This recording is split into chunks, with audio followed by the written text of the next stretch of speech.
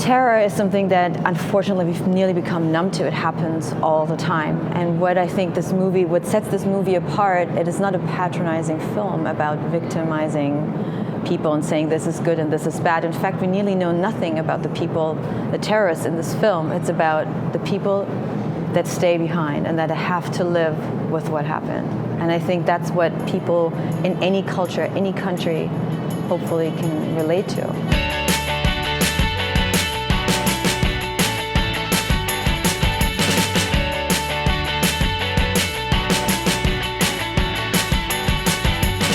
The original idea came from that in Germany, where I live, we have a serious issue with Nazis, neo-Nazis. All my life, somehow, this subject was hunting me, But it's very difficult to write something entertaining about it, not being didactic, I needed her, somehow, to make this come together. I left Germany 25 years ago, and I've kind of always been waiting for this part or the movie to come from Germany, and it never happened. And Fatih in Germany is a superstar. His films are the best that Germany has to offer, so I've always been aware of him.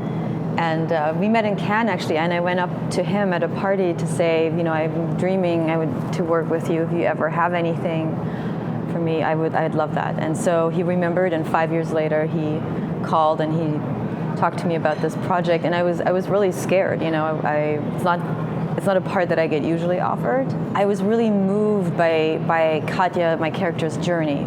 This is a very timely film. It's about terrorism, but at the end of the day, it is about grief and how you live after such a terrible tragedy happens, or can you live after such a terrible tragedy happens.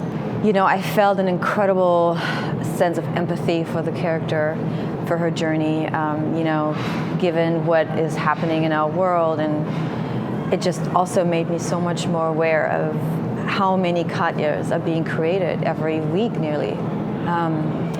And I guess, allowed myself to feel that pain and what it would be like to live without anything, and losing everything like this in 1 second. But I think the film is very much in a tradition of the American cinema. It has Korean influences and stuff and German influences, but I think the film is very much in a tradition of like the new Hollywood cinema, all the great period of American films between, 68 and 81, 82. These films were all kind of like, they had political issues, but they make it like humanized.